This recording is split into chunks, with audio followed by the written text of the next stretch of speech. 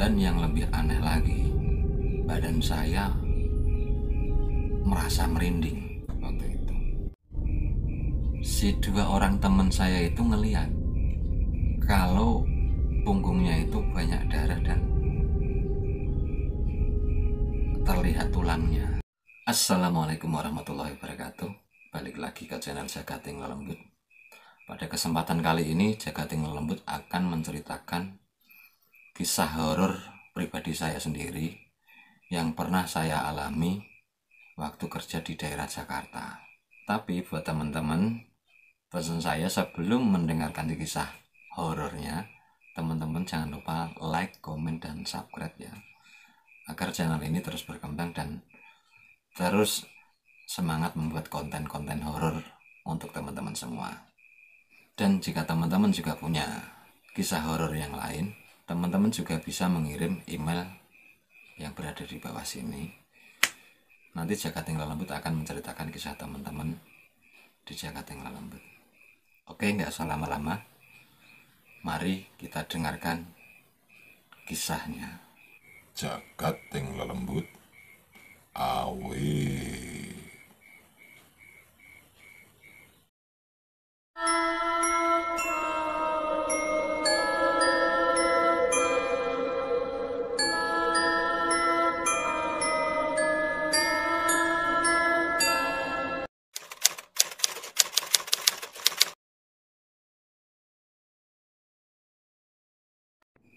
Waktu itu sekitar tahun 2009. Saya bekerja di daerah Jakarta, tepatnya di daerah Kelapa Gading. Saya berangkat dari Gerobokan, dari terminal Purwodadi sampai ke Jakarta. Alhamdulillah, perjalanan saya nggak ada apa-apa, selamat sampai tujuan. Saya tiba di tempat kerja itu agak pagi, karena memang perjalanan dari Purwodadi sampai ke Jakarta itu memang biasanya jam 3 itu sudah sampai. Dan dari terminal sampai ke tempat kerja itu ya sekitar 2 jaman lah, nggak ada mungkin. Tapi saya ingat saya tiba di tempat itu memang masih pagi. Seperti pekerja yang lainnya, kita sampai nggak langsung kerja, enggak. Saya di situ istirahat sehari dulu, besok baru memulai kerja. Dan tibalah di sore hari, itu sekitar jam 4:30. Saya waktu itu mau mandi. Tapi saat saya masuk ke kamar mandi itu, saya seperti mencium bau bunga. Dan saya merasa aneh di situ memang. Perasaan di sekitar kamar mandi ini tidak ada bunga. Tapi saya mencium wangi bunga itu sangat pekat sekali di hidung saya. Akhirnya perasaan saya pun mulai nggak enak gitu. Berarti kemungkinan besar di kerjaan ini memang ada penunggunya. Tapi setelah itu saya tidak mau berpikir banyak, yang penting saya mandi selesai. Tibalah di adzan maghrib, saya ke kamar mandi itu lagi, dan waktu itu memang gerimis kayaknya, iya gerimis. Kalau hujan lebatnya enggak, itu gerimis. Saya ke kamar mandi untuk mengambil air wudhu, tapi anehnya bau bunga itu nggak bisa hilang. Dan yang lebih aneh lagi, badan saya merasa merinding waktu itu dengan wangi-wangian seperti bunga orang meninggal. Mungkin itu karena pikiran sendiri atau gimana, saya nggak tahu, tapi memang baunya itu sangat menyengat di hidung saya dan membuat badan saya itu merinding semua. Dan di saat saya mau mengambil air wudhu itu, saya mengambil gayung, dan gayung itu saya taruh di atas dinding kamar mandi. Saat saya membasuh muka, tapi saya merasa memang saya nggak menyentuh gayung itu. Tiba-tiba gayung itu jatuh. Saya pun kaget akhirnya. Saya hanya berpikir ada apa ini? Perasaan saya nggak nyenggol gayung ini, tapi kok gayungnya jatuh. Saat itu pula akhirnya badan saya itu sangat merinding sekali. Dan di saat saya mau mengambil gayung itu,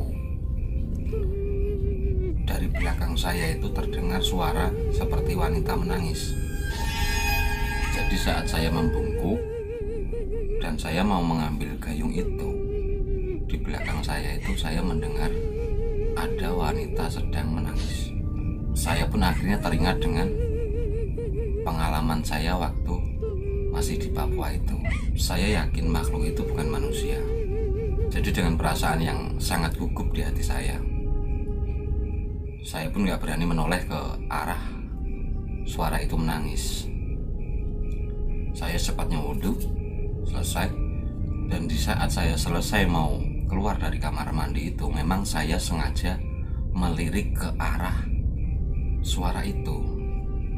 Dan di situ saya melihat ada satu sosok bayangan, tapi memang nggak terlalu jelas karena memang mungkin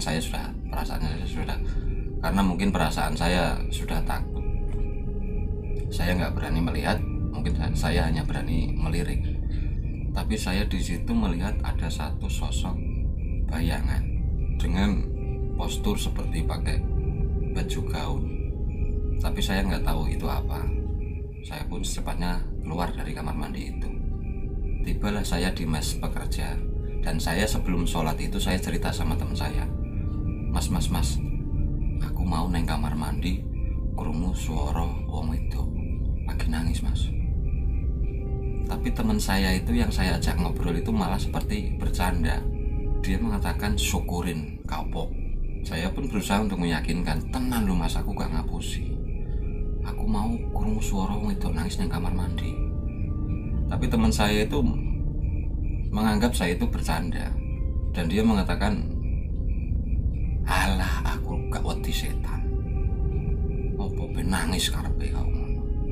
Nah, mungkin jaluk permen mungkin. Mulane nek kamar mandi sangu permen. Jadi kalimatnya itu seperti bercandaan malah. Karena saya ngomongnya serius, tapi teman saya menganggapnya bercanda. Ya sudahlah. Akhirnya saya pun teruskan untuk sholat. Enggak lama sholat, saya pun seperti biasa masih berzikir. Dan dari kejauhan saya mendengar ada suara seorang lelaki, dia teriak-teriak, tolong, ono setan. Saya pun yang zikirnya belum selesai, ya akhirnya ya penasaran sama suara itu. Akhirnya rame-rame banyak yang datang nanyain. Dan saya hanya mendengarkan dari agak jauh. Dan si mas-mas itu, saya nggak tahu orang itu orang dari mana, saya nggak tahu. Si mas-mas itu mengatakan dia baru melihat kuntilanak kayak gitu katanya. Dan di hati saya hanya mengatakan, loh bener kan, dibilang nggak percaya. Tapi teman saya yang saya ajak ngobrol tadi itu masih seperti meremehkan. Mungkin dia tidak takut dengan makhluk halus atau makhluk gaib, saya nggak tahu. Tapi yang saya lihat itu memang sepertinya dia itu meremehkan, seakan-akan dia itu nggak takut dengan makhluk seperti itu. Setelah saya mendengarkan cerita dari orang yang baru ditakutin tadi, dia melihat ada satu sosok wanita dengan rambut yang agak gimbal dan bajunya merah. Tapi katanya mukanya serem kayak gitu. Dan di hati saya hanya mengatakan, untung saya tadi nggak mau ngelihat. Dan di saat itu juga akhirnya teman-teman pun banyak yang ngobrol tentang hal-hal mistis. Padahal perasaan saya itu memang sudah takut. Sampai malam akhirnya kita istirahat. Di pagi harinya saya memulai pekerjaan, ya bekerja seperti biasa. Dan di saat sore hari, waktu menjelang azan maghrib, memang saya ditugaskan sama mandor untuk memasang lampu buat persiapan lembur. Dan di saat itu saya memang memasang lampu itu di area kamar mandi. Tapi bukan kamar mandi yang buat mandi pekerja, enggak. Jadi itu memang proyek. Di situ baru lembur buat memasang keramik kamar mandi. Nah, saya di situ disuruh masang lampu. Tapi anehnya, setiap lampu saya taruh ke dalam kamar mandi itu mati. Dan saya keluarkan lagi, itu nyala. Jadi lampunya itu ditaruh di dinding. Nanti kalau lembur itu memang biar semuanya kelihatan. Tapi sebelum saya taruh di dinding itu, memang lampu itu sudah saya tes, lampu itu nyala. Tapi anehnya setiap saya mau masuk ke kamar mandi, lampu itu mati. Dan berulang kali saya merasakan keanehan itu. Saya pun akhirnya mau meminta lampu lagi sama mandor. Dan benar, saat saya mengganti lampu itu, saya mencoba dengan pelan-pelan untuk membawa masuk ke kamar mandi itu.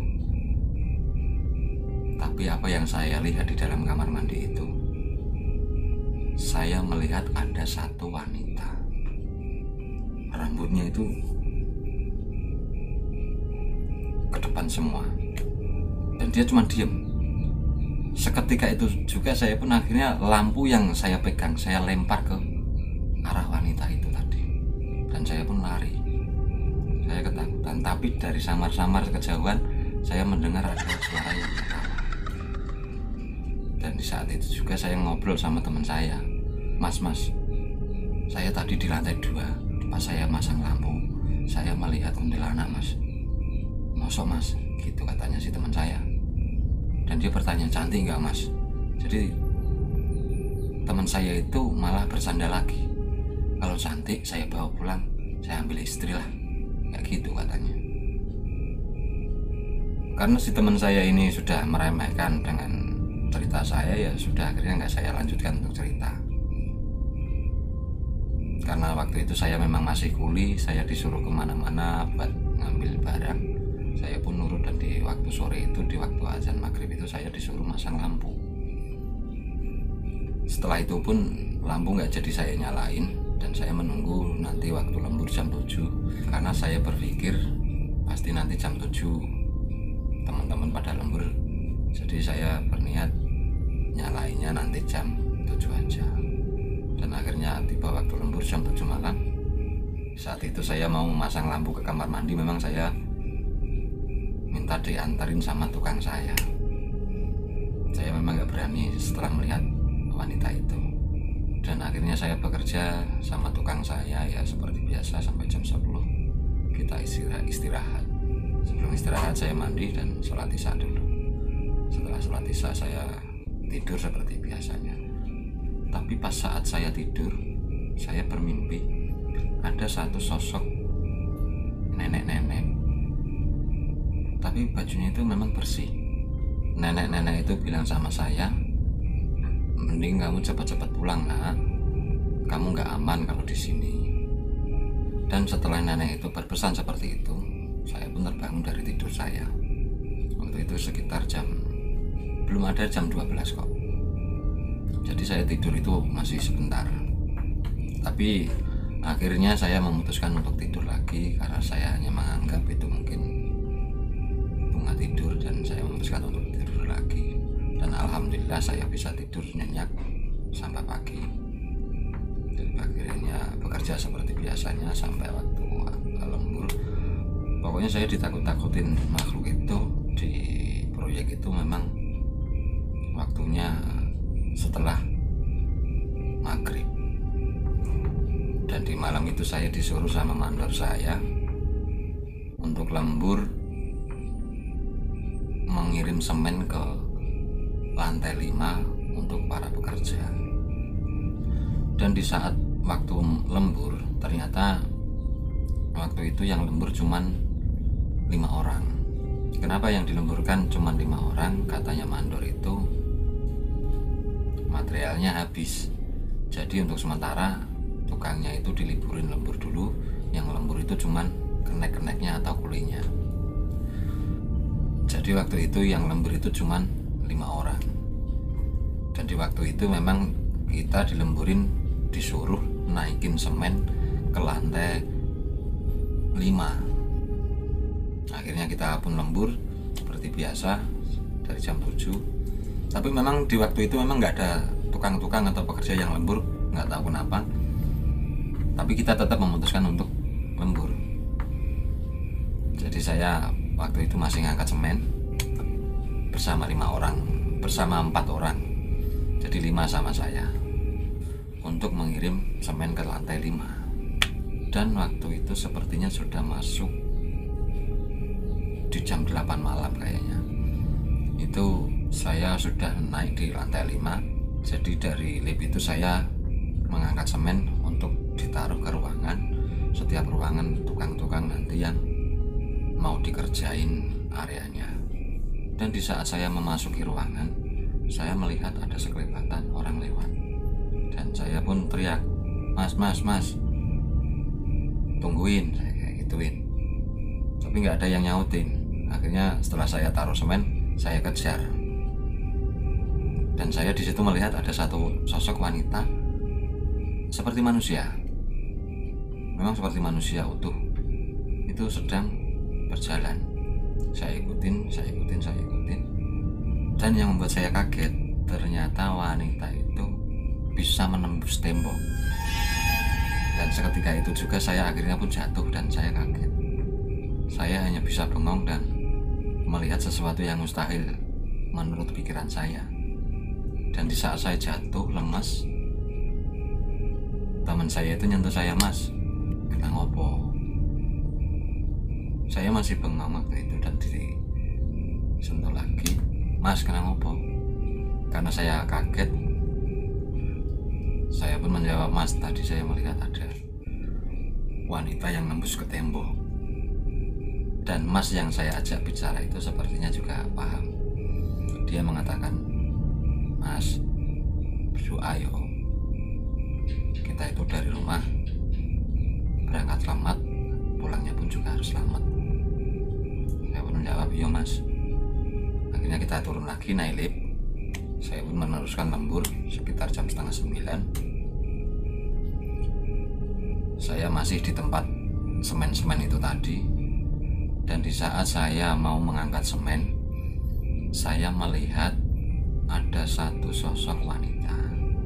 Dia pakai helm proyek seperti biasa, tapi bajunya baju seperti baju kaos, celananya celana jeans. Dia jalan ke arah saya.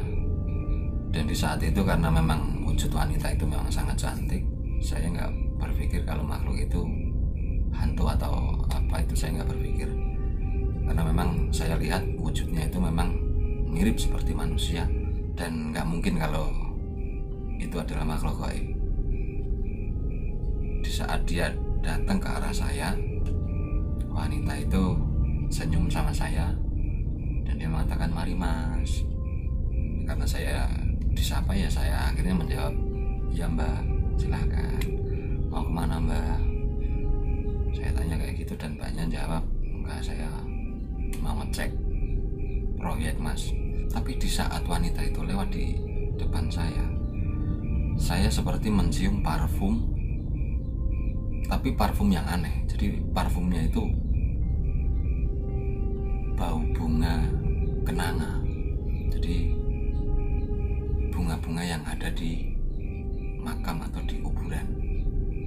Tapi karena saya melihat wanita itu memang jalan seperti manusia biasa, saya pun nggak berpikir yang aneh-aneh. Mungkin itu pelaksana atau orang kantor yang mau ngecek keadaan proyek, nggak tahu. Tapi setelah dia itu jalan lurus di depan saya pun mau mengangkat semen lagi. Setelah semen saya angkat, akhirnya pun saya berjalan di belakangnya. Dan saya pun sangat kaget. Ternyata yang di depan saya itu memang benar seorang wanita. Tapi saya melihat punggungnya itu banyak sekali darah yang menetes dari punggungnya itu. Karena saya melihat hal yang aneh seperti itu, apalagi saya melihat punggung yang berdarah atau bolong lah, bisa dikatakan bolong. Akhirnya saya pun kaget dan saya pun seperti nggak sadar. Akhirnya semen yang saya angkat, akhirnya saya lepas dan saya lemes. Dan di situ saya mengatakan, "Ya Allah, kok saya melihat makhluk seperti ini lagi? Padahal kemarin saya kerja, setelah di Papua saya kerja di Surabaya. daerah Semarang itu saya udah nggak pernah melihat makhluk seperti itu, tapi di sini kok saya melihat makhluk seperti itu lagi, dan ini sangat menyeramkan buat saya. Pada saat itu saya masih bengong dan saya akhirnya pun ingat, oh wanita itu mau ke arah lift, berarti wanita itu mau naik lift. Dan di saat itu saya melihat teman-teman saya sedang ngangkatin semen untuk dimasukin ke lift. Jadi 4 orang itu berada di lift untuk memasukkan semen ke dalam lift. Dan di saat itu juga ternyata wanita itu benar masuk ke lift untuk ikut bersama teman-teman saya naik ke atas. Karena keadaannya seperti itu, akhirnya saya pun berpikir, ya Allah, ini mau terjadi apa? Karena saya takut teman saya ada apa-apa, saya berani nggak berani, akhirnya saya pun lari dari tangga. Saya tuh naik, lari ngejar teman-teman saya itu, karena liftnya udah naik. Saya ngejarnya dari tangga, saya muter dari tangga sampai ke lantai 5 menuju lift itu. Dan benar saya sampai di lantai 5 itu, teman-teman saya baru mau mengeluarkan semen, tapi sepertinya mbak itu nggak mau keluar dari lift itu. Dan salah satu teman saya bilang sama mbaknya itu, mbak keluar dulu, nanti kalau mau naik ke atas lagi nggak apa-apa, tapi mbak keluar dulu ya, ini kan mau nurunin semen ke sini, jadinya kalau mbak di dalam nanti kotor, mbak di dalam, mbak keluar dulu. Tapi wanita itu mengatakan, enggak mas, nggak apa-apa, pokoknya keluarin aja, nggak apa-apa, itu semennya nggak apa-apa, debu udah biasa. Dia bilang seperti itu.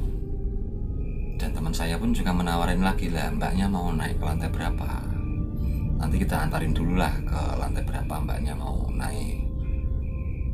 Dan si mbak itu mengatakan, enggak, pokoknya ini dikeluarin dulu, enggak apa-apa semuanya. Si mbaknya jawab seperti itu. Tapi teman saya pun tetap nggak enak, karena si mbak ini dengan pakaian sangat rapi, dan mungkin teman saya satu pikiran sama saya, mungkin mbaknya ini orang kantor. Jadinya ya tetap nggak berani nurunin semen keluar, karena takutnya si mbaknya itu nanti kena debu yang ada di dalam. Jadi akhirnya teman saya pun memaksa, mbak tolonglah keluar dulu, nanti kena debu. Dan akhirnya mbak itu memang keluar beneran. Tapi di saat itu memang yang di dalam lift itu ada 2 orang, yang di luar lift itu memang ada 2 orang. Jadi yang 2 itu niatnya itu mau ngelemparin semen keluar biar lebih cepat, terus yang di luar nyeretin semen agak menjauh biar mbaknya tidak kena debu. Tapi setelah mbak-mbak itu keluar, kan masih ada 2 orang yang berada di dalam lift. Jadi mbak itu jalan mau keluar, si 2 orang teman saya itu ngelihat kalau punggungnya itu banyak darah dan terlihat tulangnya. Akhirnya 2 teman saya itu seperti gagap, dan dia mengatakan cuma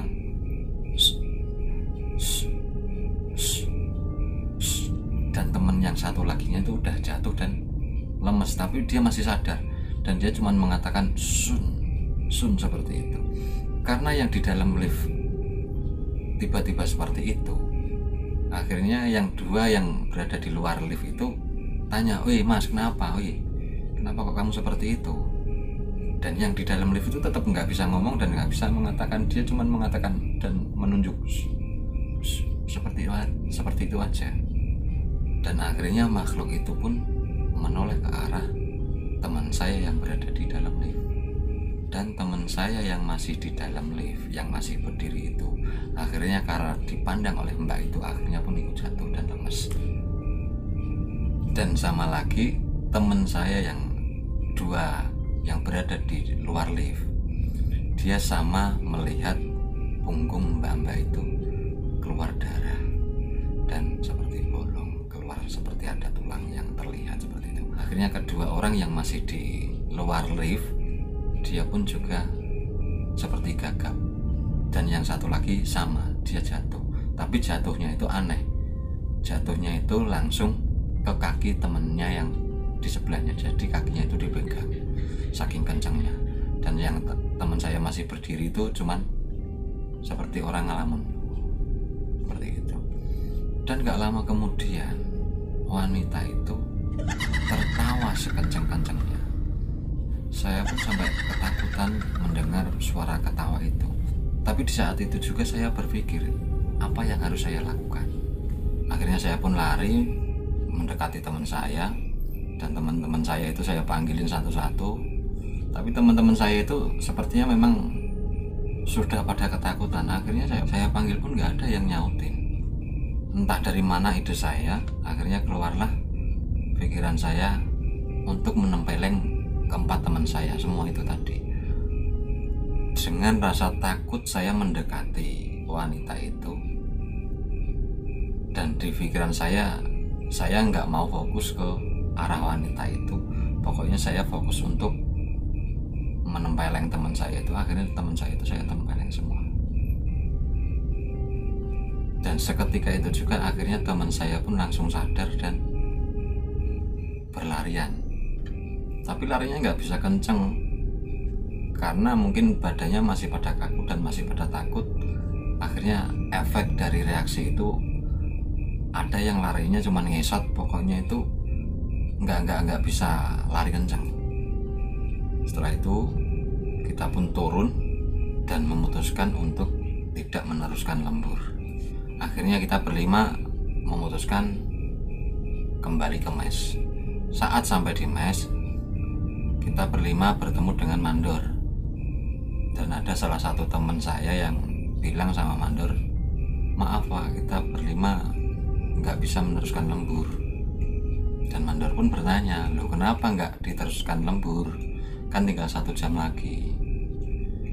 Dan salah satu teman saya pun menjawab lagi, Pak maaf, tadi kita berlima melihat sundel bolong. Dan semuanya melihat Pak, sampai kita semuanya ini lari kabur dan ketakutan Pak. Karena memang makhluk itu berwujud manusia Pak, tapi setelah kita sadar ternyata punggungnya itu berlubang. Dan akhirnya mandor pun juga penasaran. Mandor pun bertanya, loh masa mas? Masa ada sundel bolong mas? Dan teman saya pun menjawab lagi, iya Pak beneran, kita berlima nggak bohong. Jadi tolong ya Pak, jangan dipaksa untuk lembur kita berlima. Mungkin karena mandor melihat wajah kita berlima itu memang pucat semua, ketakutan, mandor pun memahami dan mengatakan, ya sudah, nggak usah diterusin lemburnya, kalian cepat mandi dan istirahat, nanti coba tak bilang sama orang kantor. Dan setelah itu akhirnya kita pun memutuskan untuk mandi dan beristirahat. Dan setelah kejadian itu, pagi harinya teman-teman saya yang 4 itu akhirnya memutuskan untuk pulang kampung. Katanya mereka takut di tempat kerjaan ini. Dan teman saya pun pamit sama saya, Mas, kita pulang dulu, masnya mau ikut pulang sekalian apa enggak? Kita berempat udah nggak kuat Mas, kayaknya ini proyeknya serem. Dan saya pun menjawab, enggak Mas, orang saya juga baru berangkat kok, mosok langsung pulang, ya nggak mungkin. Ya saya coba untuk bertahan dulu Mas, ya kalau memang Masnya udah nggak kuat ya mending pulang aja, nggak apa-apa. Tapi saya mau mencoba untuk bertahan dulu lah, ya seenggak-enggaknya 1 gajian. Dan teman saya pun mengatakan, oh iya Mas, tidak apa-apa, ya wes, kita pamit pulang dulu. Dan akhirnya teman saya pun pulang. Karena kejadian itu akhirnya pihak kantor pun sepertinya memanggil orang pinter dan mengadakan ritual selamatan kayaknya. Dan setelah kejadian itu memang semua pekerja dilarang lembur dulu untuk sementara. Setelah ada acara selamatan di proyek itu, mandor pun menyuruh para pekerjanya untuk lembur lagi. Dan saya pun juga lembur seperti biasanya. Tapi kejadian itu memang belum bisa lupa di pikiran saya. Jadi setiap saya kemana saja harus ada temannya. Dan alhamdulillah saya mampu bertahan selama satu gajian, yaitu sampai 2 minggu. Setelah 2 minggu saya pun memutuskan untuk pulang kampung saja, karena memang saya masih ada perasaan takut di situ. Akhirnya saya pun memutuskan untuk pulang kampung. Dan alhamdulillah saya pulang sampai ke kampung di Purwodadi, di Grobogan. Alhamdulillah selamat sampai rumah dan tidak ada terjadi apa-apa lagi. Dan mungkin sampai segini dulu kisah horor saya waktu kerja di Jakarta di daerah Kelapa Gading. Karena memang saat itu memang saya sudah nggak berani meneruskan bekerja di situ. Dan saya terima kasih kepada teman-teman yang bersedia mendengarkan kisah saya sampai selesai. Dan nantikan kisah horor yang lain di Jaga Tinggal Lembut. Nanti akan ada cerita lagi, yaitu mistisnya adat pernikahan ngalor ngetan yang memang di daerah Purwodadi hampir 80 atau 90% itu memang adat di daerah Purwodadi. Dan mungkin jika teman-teman juga ada kisah horor yang lain, teman-teman juga bisa kirim pesan ke email saya yang berada di sini. Nanti Jaga Tinggal Lembut akan menceritakan kisah horor teman-teman di channel Jaga Tinggal Lembut. Dan pesan saya buat teman-teman yang bekerja di bangunan khususnya, selalu berhati-hati. Keluargamu menantimu di rumah, teruslah berdoa agar selalu diberikan keselamatan selama teman-teman bekerja di bangunan. Mungkin saya sendiri memang sudah lama tidak bekerja di bangunan, tapi saya hanya bisa mengingatkan kepada teman-teman yang masih bekerja di bangunan agar selalu berhati-hati dan selalu berdoa. Dan untuk channel ini, teman-teman jangan lupa like, komen, dan subscribe agar channel ini terus berkembang. Dan cukup sekian dulu. Terima kasih. Salam Jaga Tinggal Lembut.